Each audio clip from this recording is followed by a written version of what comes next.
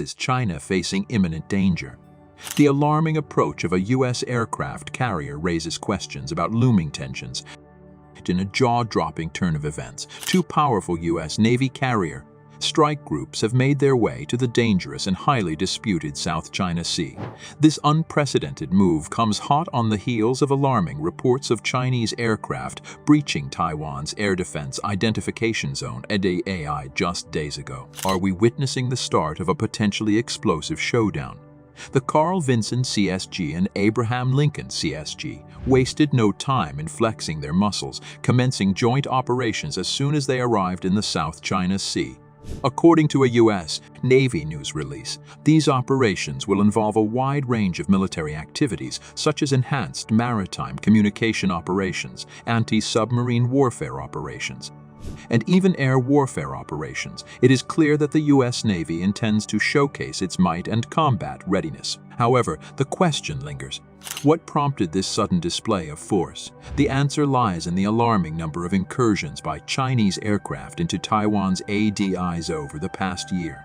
These brazen acts of aggression have only served to heighten tensions between not only the United States and China, but also Taiwan and China. With the presence of two formidable carrier strike groups, it is undoubtedly a message being sent to those who dare to challenge the U.S. Navy's vision of a free and open Indo-Pacific region.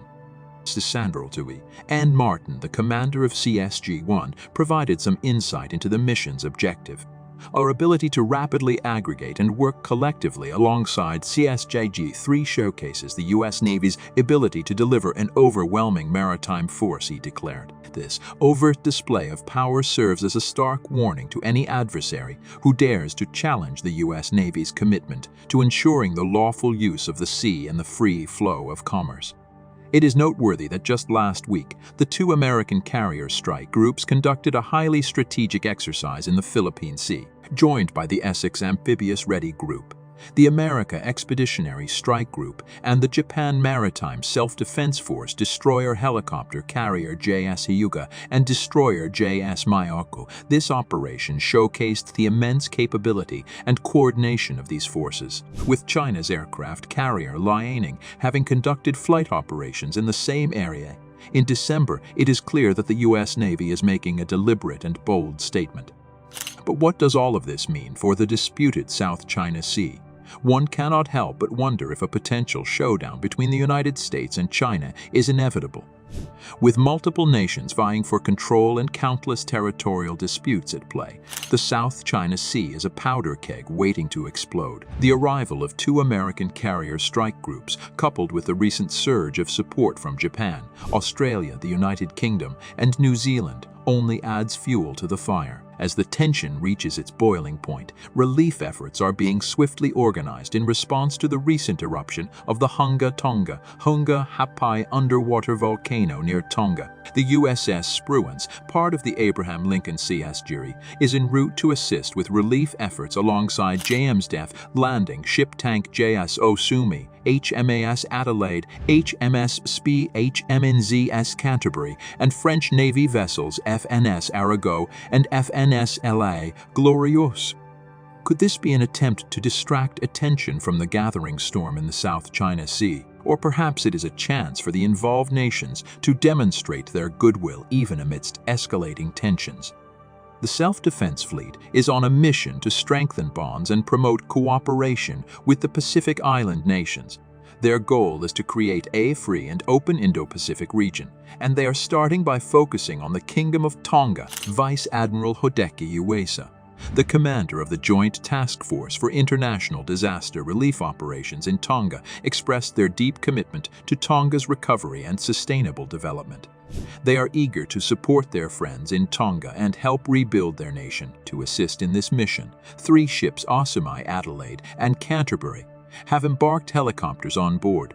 These helicopters will play a vital role in airlifting supplies and providing assistance with integral landing crafts. Osumi is equipped with 2 CH-47 Chinooks and 2 landing craft air cushions from the Japan Ground Self-Defense Force. Adelaide has 3 Australian Army CH-47s and 4 LCACs, while Canterbury carries 2 Royal New Zealand Air Force NH-90s and 2 landing craft. The first step towards Tonga's recovery is the clearance of Waimato International Airport. Thanks to the joint efforts of various air forces, including the Royal Australian Air Force, Japan Air Self-Defense Force, and Royal New Zealand Air Force, the airport is now free from volcanic ash. This means that relief supplies and equipment can be flown in without any hindrance. The Self-Defense Fleet's mission is not just about providing immediate relief. They're also focused on building long-lasting relations with the Pacific Island nations. Through goodwill visits and training exercises, they aim to deepen their friendship and foster cooperation. Their ultimate goal is to create a free and open Indo-Pacific region where nations can work together for mutual benefit. German Navy Chief Vice Admiral K.A. Kim Schonbach has found himself in hot water after making controversial comments about Russian President Vladimir Putin and the situation in Ukraine. In a session at the Manohar Parikar Institute for Defense Studies and Analyses in India, Schonbach downplayed Putin's actions, stating that Russia is not interested in a small strip of Ukraine's soil and that what Putin really wants is respect. He went on to say that giving Putin respect is low cost or even free and that it is easy to give him the respect he demands and possibly deserves. Schonbach further emphasized the importance of Russia, stating that even countries like India and Germany need Russia because they need Russia against China. This perspective contradicts the Western nations' stance on the annexation of Crimea, which they believe is unacceptable and should be returned to Ukraine. These comments from the German Navy chief have sparked a furor, leading to his resignation. Many have criticized the German government for its reluctance to supply Ukraine with weapons, while other NATO countries have done so in an effort to deter Russia. This criticism comes at a time when Russia has been amassing troops along its border with Ukraine, causing heightened tensions in the region. The controversy surrounding Schonbach's comments highlights the complex dynamics at play in the ongoing conflict between Russia and Ukraine. The annexation of Crimea by Russia in 2014 was widely condemned by the international community, with many countries imposing sanctions on Russia in response. Western nations have consistently called for the return of Crimea to Ukraine, viewing the annexation as a violation of international law. However, Schonbach's remarks challenge this narrative, suggesting that Russia's interests in Ukraine may not be as straightforward as they seem. He posits that what Putin truly desires is respect, and that providing him with this respect would come at a minimal cost. Furthermore, Schonbach argues that Russia is an important country, and other nations like India and Germany rely on Russia in their strategic dealings with China. The resignation of Schonbach reflects the sensitivity and importance of discussing the situation in Ukraine.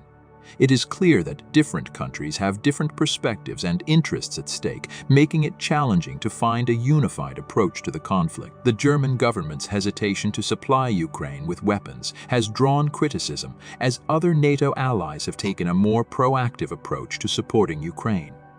In a surprising turn of events, Admiral Schonbach has announced his resignation as the Inspector of the Navy, sending shockwaves throughout the German Navy and the entire country. His abrupt decision came after he made some controversial comments during his visit to India, causing increasing concern about the security and military policies of Germany. In an official statement, Schonbach expressed his deep regret for the thoughtless remarks he made, acknowledging that they have started to negatively impact his office. Recognizing the potential damage it could cause to the reputation of the German Navy, the Bundeswehr, and the entire country, he felt compelled to step down from his position. That is all for today. Don't forget to like, share, and subscribe.